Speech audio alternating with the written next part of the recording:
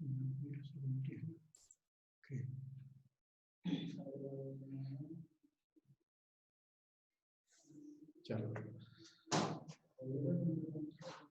we have the test tomorrow, SST test, the civics section, chapter 1 and 2.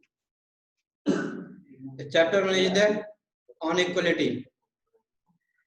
We have read these chapters in our class, but we have not the videos related to these two chapters in our YouTube channel. So we will try to discuss today the chapter 1 on equality, and tomorrow we will revise the second chapter, role of the government in health sector. Okay. So some students did not open their videos. I request them, please switch on their videos. Otherwise, you will be removed from here.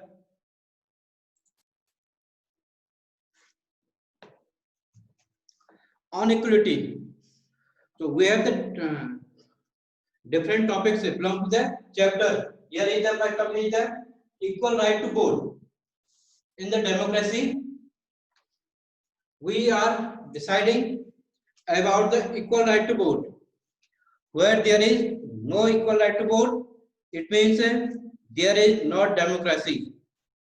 Maybe other form of the government, autocracy, dictatorship, any communist and semi-democratic government, they are facing.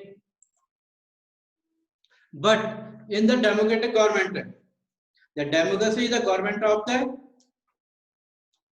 people, for the people and by the people. चलो ये जो topic से board पर लिखे हैं इन आप note करते रहना, और इनके आधार पर मुझे लगता है कि सारे जो चैप्टर में जितने टॉपिक्स हैं उन सबको मैंने कलेक्ट करके 9 और 10 टॉपिक्स में उनको यहाँ पर समराइज किया है। तो इससे हमें अपने चैप्टर में बहुत सारी हेल्प मिल जाएगी। तो equal right to vote, it is the first topic. जहां भी डेमोक्रेसी होगी वहां सभी जगह क्या होगा, सबको वोटिंग का इक्वल राइट्स होगा, whether they have to above 18 years, सबको अबव 18 इयर्स होना चाहिए, उसे वहां पर इक्वल राइट टू वोट कहा गया है। अच्छा, जो नेक्स्ट टॉपिक हमारा यूएएफ, यूएएफ इसी का पार्ट है इक्वल राइट टू वोट का ही। The full form of the UAF is universal adult franchise. Mostly पूछा जाता है what is the full form of the UAF करके। मैं यहाँ पर लिख भी दे रहा हूँ, universal adult franchise, adult franchise. कभी कभी 3 मार्क्स में आता है about the universal adult franchise, so we should know minimum 3 sentence about UAF. इसका मतलब ये है कि जो भी एडल्ट हैं उन सभी को वोट देने का राइट है, और जो उनका वोट का वैल्यू है इक्वल होगा। तो हम कह सकते हैं कि in India all the person है equal right to vote, and next sentence लिखेंगे the value of their vote is always be equal. उनका वोट का वैल्यू हमेशा इक्वल होगा। और वो क्या होगा, जो ये यूनिवर्सल एडल्ट फ्रेंचाइज है ये रिच और पुअर के बीच का गैप नहीं देखेगा, ये मेल और फीमेल के बीच का गैप नहीं देखेगा, सबके लिए क्या होगा, equal opportunity for the vote. इसके लिए फॉर्मूला इसका होता है 1 पर्सन 1 वोट 1 वैल्यू। कभी कभी पूछा जाता है इनमें से यूनिवर्सल एडल्ट फ्रेंचाइज से कौन से रिलेटेड है करके, तो वहां पर कभी कभी 1 पर्सन 2 वोट भी आ सकता है, कभी कभी 2 पर्सन 1 वोट भी आ सकता है। उसका जो एग्जैक्ट फॉर्मूला है 1 पर्सन 1 वोट 1 वैल्यू, ये उसका फॉर्मूला है इसका यूएएफ का। तो इसके आगे मैं लिख दे रहा हूं, आप नई लाइन पे लिख सकते हैं 1 पर्सन 1 वोट 1 वैल्यू। तो ये किससे रिलेटेड है, यूनिवर्सल अडल्ट फ्रेंचाइज से बार बार पूछ दिया जाता है what is the meaning of the one person one vote one value. तो वन पर्सन का मतलब क्या है, ये one person is casting their vote. कोई एक पर्सन वोट दे रहा है तो उसका वोट का काउंटिंग ये क्या होगा, whether he is from the upper or lower caste, rich or poor, male and female, तो किसी भी क्या हो, किसी भी कास्ट से रिलेटेड हो, किसी भी जाति का हो, किसी भी धर्म का हो, बहुत बड़ा अमीर आदमी हो, बहुत छोटा गरीब आदमी हो, सबका वोट का वैल्यू सेम होगा। डेमोक्रेसी की बात कर रहे हैं, इसलिए उसको कहा गया वन पर्सन वन वोट कहा गया है। एक आदमी केवल एक ही बार वोट दे सकता है डेमोक्रेसी में। कहीं पर भी जाइए हमारे यहाँ छोटे से छोटे लेवल का इलेक्शन होता है या हाई लेवल का इलेक्शन होता है, प्रधान का इलेक्शन होता है या वार्ड मेंबर का इलेक्शन होता है, तो एक आदमी एक ही बार वोट देता है। तो वो किसी भी प्राइम मिनिस्टर भी क्या कर सकता है, वार्ड मेंबर का इलेक्शन में वोट देता है, उसका वोट भी एक ही होता है, क्योंकि प्राइम मिनिस्टर देश का प्रधानमंत्री है, तो देश के किसी न किसी कोने में वो भी रहता होगा, उसका एरिया भी किसी वार्ड में आता होगा, वहां भी वो क्या करेगा, किसी वार्ड मेंबर के लिए वोटिंग करेगा, उसका वोट भी एक ही होगा, एक ही काउंट होगा, उसका वैल्यू भी एक होगा, सेम वैल्यू। और कोई क्या कर रहा है, कोई लेबर वोट दे रहा है तो वो भी एक ही बार वोट देगा, उसका वोट का वैल्यू भी एक ही होगा। इसलिए यहाँ पर कहा गया है one person one vote one value. इसमें क्या होगा, कोई भी डिस्क्रिमिनेशन नहीं होगा, no discrimination according to the caste creed religion there race and poor personality male and female. ये हो गया। ये कहाँ होता है, जहां खुली डेमोक्रेसी होती है वहां पर होता है one person one vote one value. India में जो डेमोक्रेसी है, यहाँ ही कहा गया है कि above 18 years all the adults can cast their vote। India जैसे बिगर कंट्री में यहाँ अभी 18 ईयर से अबव वाले क्या करेंगे, सब वोट दे सकते हैं, male female rich poor, Hindu Muslim Sikh ईसाई, जिस भी रिलीजन के। हाँ, बशर्ते क्या चाहिए, उसका वोटर लिस्ट में नाम होना चाहिए। वोटर लिस्ट में नाम होने के लिए फॉर्मेलिटी करनी पड़ती है, वो लोकल में जो होते हैं जहाँ पर रहते हैं वहां वाले करा लेते हैं गवर्नमेंट ऑफिसर से, उनके पास एक फॉर्मेट होता है, वो आप कंडीशन हम उसको फॉलो कर रहे हैं तो हम वहां के वोटर बन सकते हैं।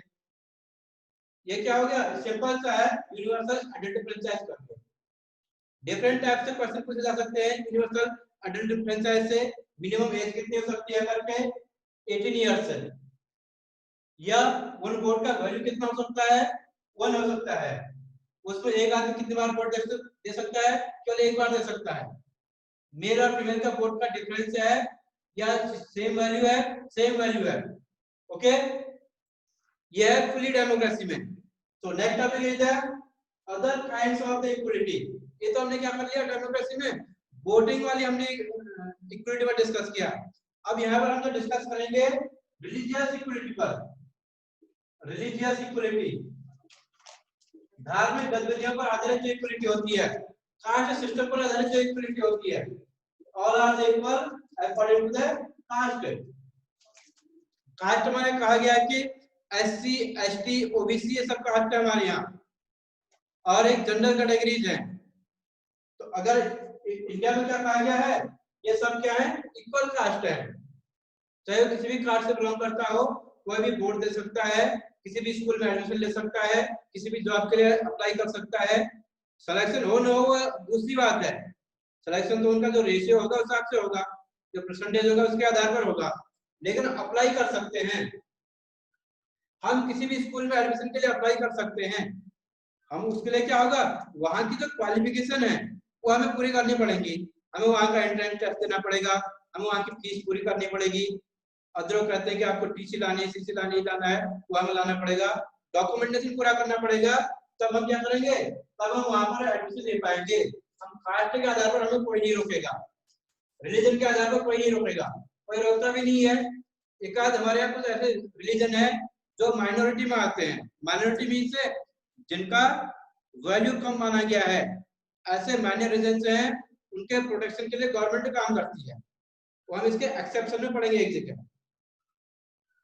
जैसे कहीं के तो मुस्लिम से उनके मदरसा चलते हैं, मदरसा में हिंदू एडमिशन नहीं ले सकते हैं, जबकि जो हमारे जैसे स्कूल है यहाँ मुस्लिम एडमिशन ले सकते हैं।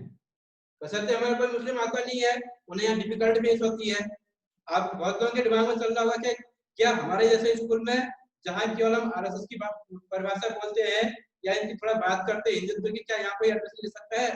कोई भी मुस्लिम हमारे एडमिशन ले सकता है, लेकिन दिक्कत क्या है, वो उसको यहाँ अच्छा नहीं लगता है, कंफर्टेबल फील नहीं करता है, तो लोग खुद ही नहीं आते यहाँ।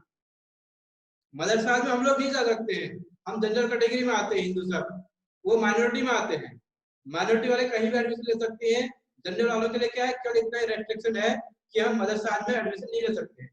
मदरसा क्या है, माइनॉरिटी के कारण, माइनॉरिटी होने के कारण उन्हें क्या होता है, रिलीजियस टीचिंग की जाती है वहां पर, धर्म के आधार पर, वहां कुरान की कुछ बातें बताते होंगे वो मदरसे में। हमारे यहाँ ऐसा कोई भी इंस्टीट्यूट नहीं है जहां पर हम केवल रामायण और गीता की बात करें, केवल अपने धर्म की बात करें। जो हिंदू धर्म में है वहां सेकुलरिज्म हमें कहता है कि हम किसी भी धर्म के लिए क्या करेंगे, पढ़ाई नहीं कर सकते, उस पर जोर नहीं दे सकते हैं, सेकुलर कंट्री में कह देते हैं। चलो ये बात हम अगले फिर आगे किसी चैप्टर में डिस्कस करेंगे। हम अदर काइंड ऑफ इक्वलिटी में हम क्या करेंगे, equality according to the religion, equality according to the caste, equality according to the place, place और रीजन, जगह के आधार पर हम किसी के साथ भेदभाव डिस्क्रिमिनेट नहीं कर सकते हैं किसी जगह के आधार पर। तो यहाँ का रहने वाला है यहाँ नहीं आ सकता है, ऐसा कहीं नहीं है, हम कहीं भी घूम सकते हैं पूरे इंडिया में। इसलिए क्या है, equality according to the place, religion के आधार पर इक्वलिटी, किसी भी धर्म को अडॉप्ट कर सकते हैं, किसी भी कास्ट के लिए कोई रिस्ट्रिक्शन नहीं होगी कहीं भी जाने की। जो पहले थी हमने सिस्टम पढ़ रखी है कि जो शेड्यूल कास्ट वाले होते थे एससी और एसटी, उनकी क्या होती थी, उनकी टाइम पर एंट्री बनती थी उस समय में। लेकिन फिर क्या हो गया, जब हम इंडिपेंडेंट हुए, डेमोक्रेटिक कंट्री में आए, तो क्या हो गया, सबके लिए सारे दरवाजे खोल दिए गए। All over the India they can visit any temple. हो सकता है किसी टेंपल में क्या हो गया हो, कहीं पर चप्पल उतार के जाना पड़ता है, कहीं पर धोती पहन के जाना पड़ता है, उनके अपने रीति रिवाज है, उनको हमें फॉलो करना पड़ेगा। अब ऐसा नहीं कि मैं तो आजाद में जाऊंगा करके जा सकते हैं, लेकिन क्या होगा, वहां का जो ट्रेडिशन है, रूल्स रेगुलेशंस हैं मंदिर के, वो हमें थोड़ा फॉलो करने पड़ेंगे। ये हो गया। नेक्स्ट है दलित वाला। आपको इसमें दलित वाला टॉपिक दिया गया है, वहां पर लिखा है कि जो शेड्यूल कास्ट वाले होते हैं, एससी और एसटी, वहां पर उनको दलित कहा गया है। एससी एंड एसटी यहाँ पर दो कास्ट है, schedule tribes and schedule caste, schedule tribes schedule caste, इनको दलित कास्ट माना गया है, लोअर कास्ट माना गया है। लिखा आपकी बुक में clear, these were the considered lower caste in the medieval period या before the independence। कुछ लोग अभी भी मानते हैं, लेकिन इंडियन कॉन्स्टिट्यूशन में उसे बिल्कुल भी इस टाइप का बिहेव करने से बिल्कुल मना किया है। कॉन्स्टिट्यूशन में कहा गया कि सब लोग इक्वल हैं। जिन लोगों के साथ क्या हुआ, इनजस्टिस हुआ है फॉर द 400 years ago, 500 साल तक जिनके साथ क्या हुआ, अन्याय हुआ है, उनको अभी रिजर्वेशन दिया जाता है। ये लास्ट टॉपिक हमारा एक्सेप्शन वाला, रिजर्वेशन दिया जाता है क्योंकि क्या हो गया, उनका मेंटल लेवल उतना हाई नहीं है, उनका इकोनॉमिक लेवल उतना हाई नहीं है। इससे क्या होता है, कहीं पर फीस सबमिट करनी होती है तो उन्हें क्या कहा जाता है, आप उन फोर्थ फीस सबमिट करेंगे। कहीं पर 9% रिक्वायर होती है, उनसे कहा जाता है कि आपके लिए 50% रिक्वायर है। क्यों, उनको पहले से गलत तरीके से ट्रीट किया गया था, उन्हें सोसाइटी में जाने नहीं दिया गया था। ये थोड़ा एक्सेप्शन है इसके। तो जो दलित मीन्स है प्रॉपर एक शब्द दिया गया था आपके यहाँ, लेकिन दलित पर दलितों के लिए हमने क्या कहा, एससी एसटी और लोअर कास्ट इस टाइप के शब्द यूज किए गए हैं। और इसमें क्या दिया गया है, ओम प्रकाश वाल्मीकि का जिक्र किया गया है। ओम प्रकाश वाल्मीकि, बार बार आपका नाम आएगा, अगर आप बुक उठा के देखेंगे तो ओम प्रकाश वाल्मीकि ये नाम आएगा हमारे पास। ओम प्रकाश वाल्मीकि क्या है, दलित है, बाय कास्ट दलित। उनने एक अपनी ऑटोबायोग्राफी लिखी है, उसका नाम है जूठन करके। ये बाय ऑटोबायोग्राफी का नाम पूछा जाता है, जूठन किसकी ऑटोबायोग्राफी है, या ओम प्रकाश वाल्मीकि ऑटोबायोग्राफी कौन सी है, जूठन इसका नाम है। तो इसमें उन्होंने कहा है कि मुझे उनने अपने क्या किया, जो उनकी टीचिंग लाइफ थी या उनकी स्टडी वाली लाइफ थी उसके बारे में उन्होंने डिस्कस किया है। वहां पर उन्होंने लिखा है कि मुझे क्या हो गया, बार बार क्लास में टीच किया जाता था, टीच किया जाता था, teach bye my classmates, teach bye my teachers, teach bye my society, sometimes they ordered me to sweep out the class, sometimes they ordered me to sweep out the ground। उन्होंने कहा कि कभी कभी मुझे क्या होता था, सब लोग चटाई पर बैठते थे, एक मेरे से कहा जाता था कि आपको पूरी चटाई साफ करनी है, क्योंकि वहां लोअर कास्ट हुआ करता था उस समय। कभी कभी मेरे जो टीचर थे मुझे ऐसी क्या देते थे, ऐसे ऑर्डर दिया करते थे कि आपको क्या करना है, पूरा रूम साफ करना है, क्लास साफ करनी है। ये किसमें लिखा है, ओम प्रकाश वाल्मीकि ने अपनी झूठी वाली जो ऑटोबायोग्राफी है उनकी, उस पर उन्होंने डिस्कस किया है। ओके, नेक्स्ट है हमारे पास recognizing dignity, number 5, recognizing dignity. Recognize means होता है टू नो, आइडेंटिफाई, पहचानना। रिकॉग्नाइज मींस पहचानना या आइडेंटिफाई करना, जानना। डिग्निटी मींस यहाँ पर ऑनर से है, dignity means honour, NOUR, honour और रिस्पेक्ट। इट मींस सोसाइटी में जो भी लोग रहते हैं सबकी अपनी एक डिग्निटी होती है, सबके अपना एक रिस्पेक्ट है। हम सबको क्या करना है, उनके रिस्पेक्ट को फॉलो करना है, उनका रिस्पेक्ट करना है। जो जिस लेवल का है उसे उस लेवल का रिस्पेक्ट देना है। एक जगह मैं एक कोटेशन पढ़ रहा था, उसमें लिखा था कि बड़ा आदमी वो नहीं है जो बहुत पैसे वाला है, बड़ा आदमी वो है जो अपने पास बैठे हुए व्यक्ति को छोटा महसूस न होने दे। इट मीन्स हमारे बगल में कोई भी बैठा है, हमें क्या करना है, वो किसी भी कास्ट से बिलोंग करता है तो हमें उसको ये एहसास नहीं होने देना है कि वो कोई लोअर कास्ट से बिलोंग करता है, वो किसी पुअर फैमिली से बिलोंग करता है। ये कोटेशन मुझे बार बार याद आता है, इसी को यहाँ पर कहा गया है रिकॉग्नाइजिंग डिग्निटी, ऑनर है, रिस्पेक्ट है।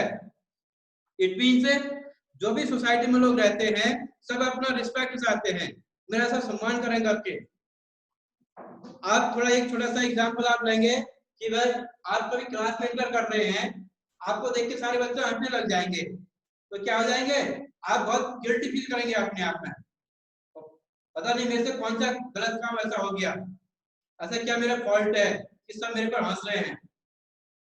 अगर आप क्लास में एंटर किया तो आपके बारे में सभी ने क्या बोल दी, एक अच्छी बात बोल दी, सबने क्लैपिंग कर दी, बहुत अच्छा किया आपने, क्या सुन किया, तो क्या हो जाता है, हमारा थोड़ा दिल चौड़ा हो जाता है, वहां पर मैंने बहुत अच्छा काम किया, प्राउड ऑफ माई सेल्फ कहते हैं।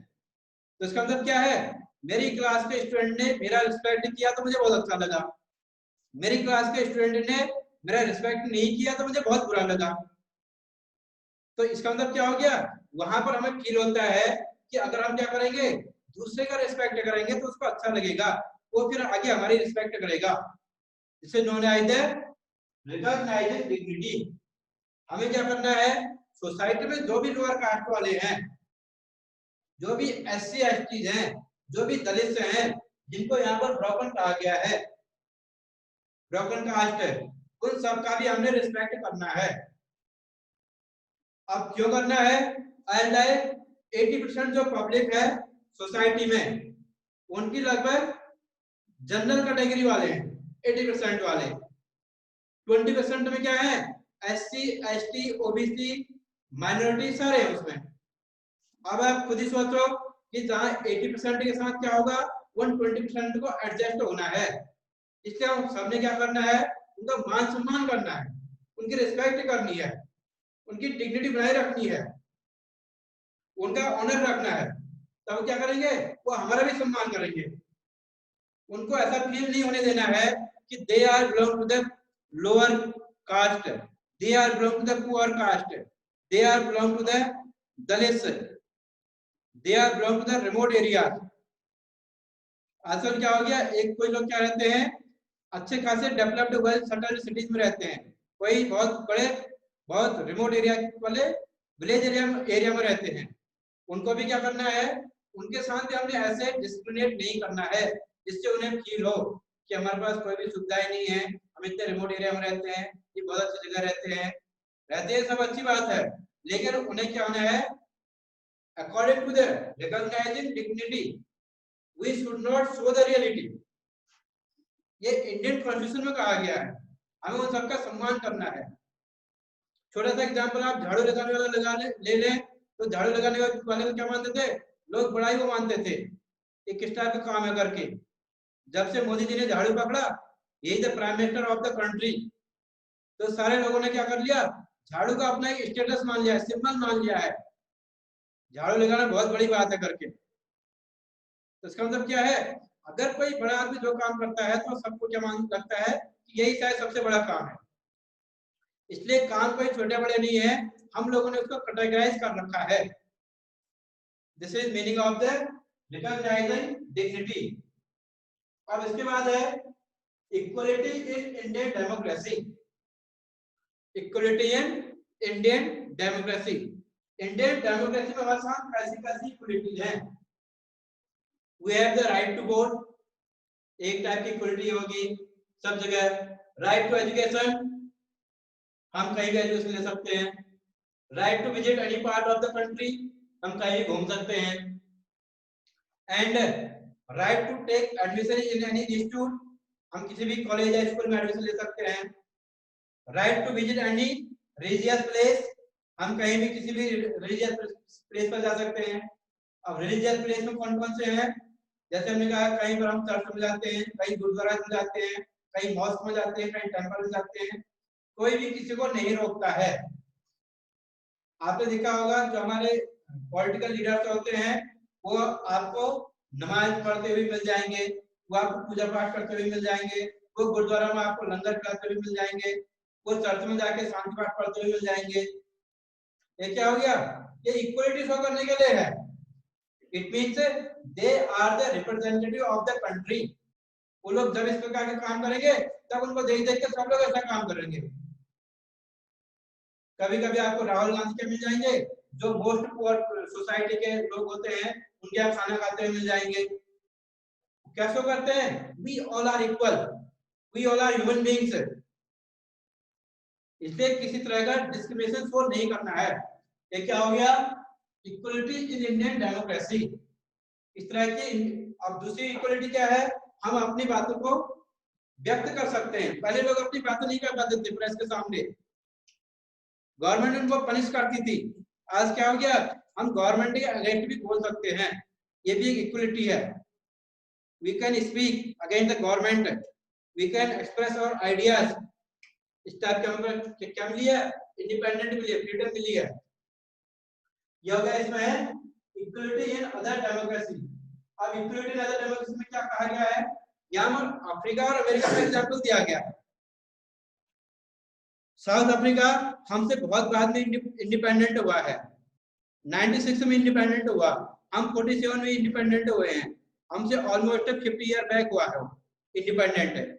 तो अब यहाँ पर बात कही गई है अमेरिकन और अफ्रीकन की बात कही है। यहाँ पर इक्वलिटी इन अदर डेमोक्रेसी में अमेरिकन एंड अफ्रीकन। आपकी बुक में जो दिया गया है उसमें एग्जांपल दिया गया है, अमेरिका और अफ्रीका में हमारे यहाँ जैसा कास्ट डिस्क्रिमिनेशन चलता है, ये जात के आधार पर भेदभाव, अमेरिका और अफ्रीका में दो तरह से भेदभाव चलता था। वहां काले और गोरे का भेदभाव चलता था, ब्लैक एंड व्हाइट से कहते थे। अपार्थाइड उसके लिए शब्द दूसरा आता है, तो उसके लिए एक क्रीड आता है नस्ल के आधार पर, CREED, according to the creed. India में जो डिस्क्रिमिनेशन हम देखने को मिलती है, हमारे यहाँ इंडिया में कास्ट डिस्क्रिमिनेशन है, और अफ्रीका और अमेरिका में जो है क्रीड के आधार पर है, CREED। क्रीड मींस होता है नस्ल। कैसी नस्ल, ब्लैक एंड व्हाइट्स वाली, ब्लैक एंड व्हाइट्स वाली। ब्लैक एंड व्हाइट्स उनके आधार पर क्या करते, डिस्क्रिमिनेट करते थे। ब्लैक्स को क्या मानते थे वहां, लोअर कैटेगरी, दलित कैटेगरी।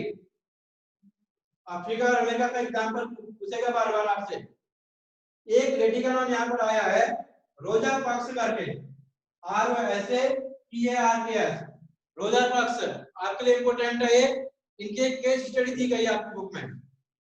ये केस स्टडी कब की है? 1 दिसंबर 1955। रोजा पार्क्स इन्हें लिखा है कि on 1 December 1955 I was traveling with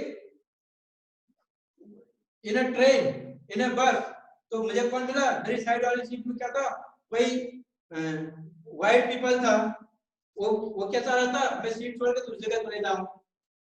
इस तरह से इन्हें अपने उसमें लिखा है जिसने रोजा पार्क्स करके she was the African American lady. African American का मतलब ये हो गया कि उनके पेरेंट्स क्या होंगे? मदर और फादर में से एक अफ्रीका का होगा, एक अमेरिका का होगा, इसलिए उन्हें अफ्रीकन अमेरिकन कहा गया है। बराक ओबामा जब प्रेसिडेंट बने थे वो भी अफ्रीकन अमेरिकन थे। He was the black president. तो इन्हें क्या कहा था? इनके साथ जो केस स्टडी हुई थी, इवेंट हुई थी 1 दिसंबर 1955 को हुई थी। ये डेट आपको याद रखनी पड़ेगी। तो उसके बाद उन्हें क्या करना पड़ा? जो रोजा पक्ष थी उनने अपने राइट्स के लिए, वुमेन्स राइट के लिए स्ट्रगल किया था। अब उस स्ट्रगल करने के कारण को क्या कहा गया? Women's women right struggle for the women's right. दूसरा नाम उसमें याद दिया गया है कि सिविल राइट्स मूवमेंट करके। Civil means for the common people. जो कॉमन पीपल के लिए राइट्स हुआ करते थे उनके लिए स्ट्रगल करना पड़ा रोजा पक्ष को, specially for the women's right. महिलाओं के राइट्स के लिए उन्होंने स्ट्रगल किया। उसमें महिलाओं को क्या करना था? थोड़ा घर से बाहर घूमने की इंडिपेंडेंस देना, वोट देने के लिए उन्हें राइट्स देना, इस टाइप की बातें उसमें डिस्क्राइब की गई है। इसको उसे कहा गया है कि सिविल राइट्स मूवमेंट करके। सिविल राइट्स मूवमेंट में आप रोजा पक्ष का जिक्र कर सकते हैं। कैसे कर सकते हैं? She was the African American lady women and she was also faced the discrimination according to the blacks and whites which was the introducing on that time in the America and African countries। Okay, इस तरह से आप क्या करेंगे? उनके बारे में लिख सकते हैं। फिर क्या करेंगे आप? तो इस सब डिस्क्रिमिनेशन को देखते हुए क्या करना पड़ा? जो रोजा पक्ष हैं उनने खुद स्ट्रगल किया, उसके लिए खुद आगे आगे क्या करनी पड़ी? लड़ने लगी थी।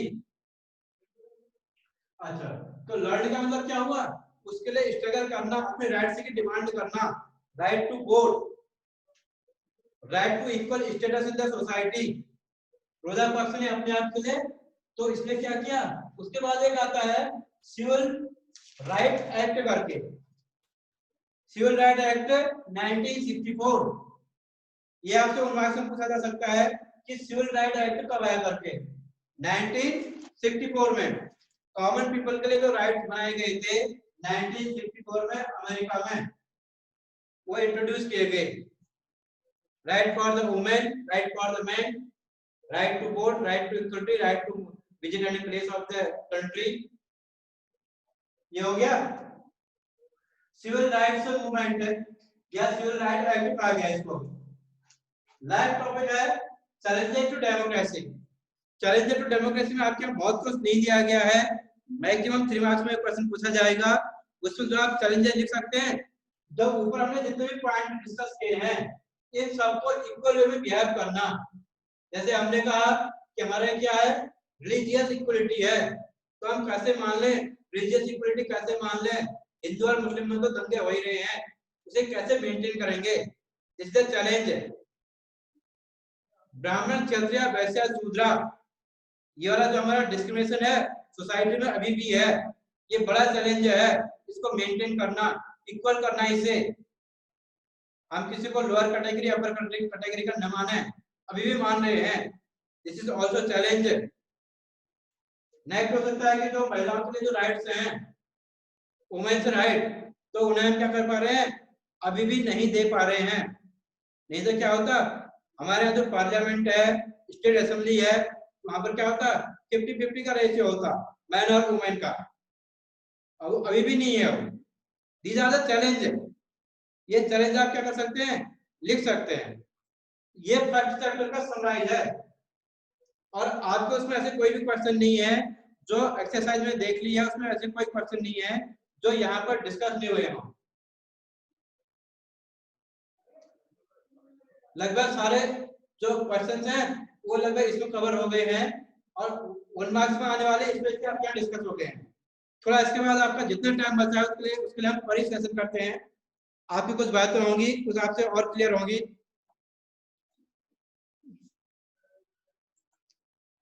भव्य, यस सर। हाँ अब टॉपिक छूट रहा था इसलिए हमने कहा बाद में। सर एक आपने सर चैट डिसेबल कर दिया। यस सर हम आपको मैसेज भी लिखकर नहीं भेज सकते। Okay, chat is disable here. Sir और एक सर एक ये और सर जो आपने ये अफ्रीकन अमेरिकन का बताया जी जी सर, लैटिन जूनियर सर ये भी तो थे सर, ब्लैक एंड व्हाइट के डिस्क्रिमिनेशन को करने के लिए खत्म। यस यस, रोजा पक्ष का आपके यहाँ केस स्टडी दिया गया इसको हमने डिस्कस किया। अदर भी हैं, अब मुझे थोड़ा टाइम भी कवर करना था उस हिसाब से मुझे बोलना हो रहा था। Okay sir. सर और एक आपने सर चैट डिसेबल कर दिया सर, हम मैसेज आपको टाइप कर नहीं भेज सकते। अच्छा चलो, आज तो अब टाइम यहाँ के इसका ओवर ही हो गया, मैं कल ही कोशिश करूंगा है चैट वाला। Okay sir. हाँ ठीक है, अब हम जा रहे हैं नैतिक कुमार, अपना वीडियो ऑन करें। हाँ यस नैतिक। सर नेल्सन मंडेला भी तो थे सर इस फाइट में। Yes, Nelson Mandela fought for the democracy of the Africans. He is also known as the African Gandhi. जो रोल हमारे यहाँ महात्मा गांधी का था वो अफ्रीका में नेल्सन मंडेला का था, इसलिए उन्हें अफ्रीका का गांधी भी कहा जाता है। 1996 में जब वहां डेमोक्रेसी आई थी साउथ अफ्रीका में, he became the president of the Africa. Okay yes sir. सही बात कही आपने। हाँ, और कोई बात है आपकी नैतिक? No sir. अच्छा, एनीबॉडी एल्स? आप लोगों ने नोट कर लिया हो बोल्ड मैटर, तो कहीं कहीं आपको बहुत हेल्प मिलेगी कल के टेस्ट में, क्योंकि कल हम दूसरा चैप्टर स्टार्ट करेंगे। अभी भी हमारे पास 4 मिनट्स हैं डिस्कशन के लिए, आपकी क्वेरी सॉल्व करने के लिए। सर एक बार साइड हुई है सर, स्क्रीनशॉट लेने। रफली नोट करते जाएं, जब आप नोट करेंगे तभी आप डिस्कस कर पाएंगे, क्योंकि इसका कोई अलग से वीडियो नहीं है।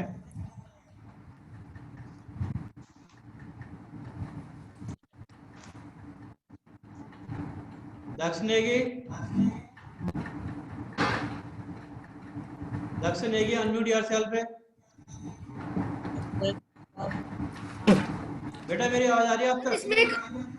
सर इसमें अर्बन इंडियंस कर भी तो कुछ है, अर्बन इंडियंस। नहीं वो नहीं है सर बुक में लिखा है आपके minds of highly educated urban Indians. Urban Indians मतलब हो गया जो शहर में रहते हैं। अच्छा ओके सर। तो दक्ष सर बोल्ड मैटर आपको दिख रहा है? Hello sir.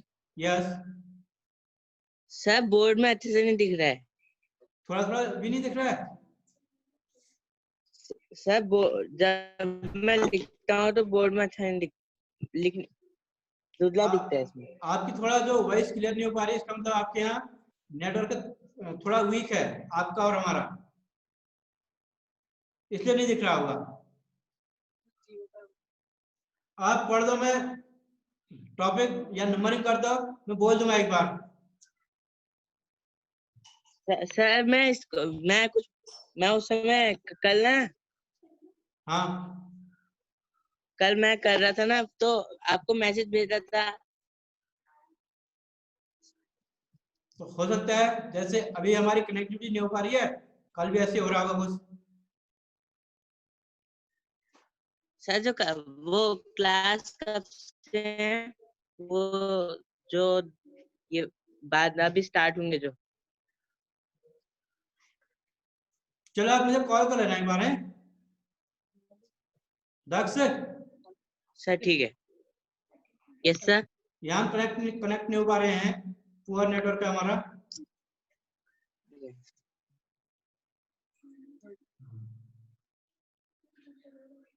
Priyanshu Joshi,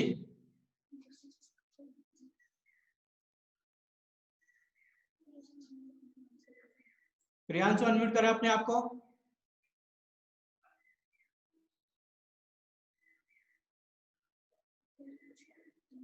unmute yourself Priyanshu.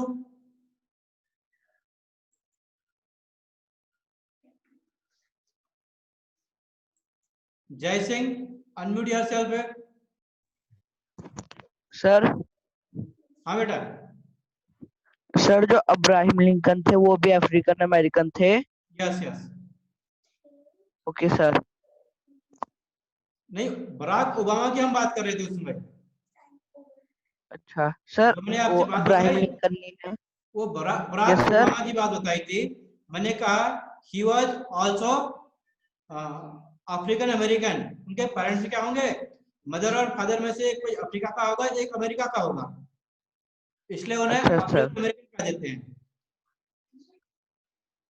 Sir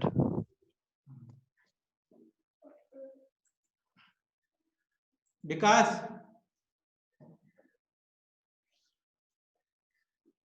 विकास अपने आप को अनम्यूट करें।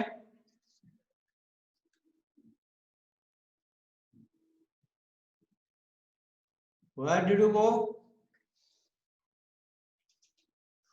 Vikas Gangwar, unmute yourself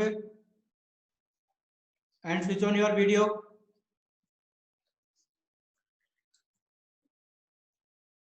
विकास गंगवार।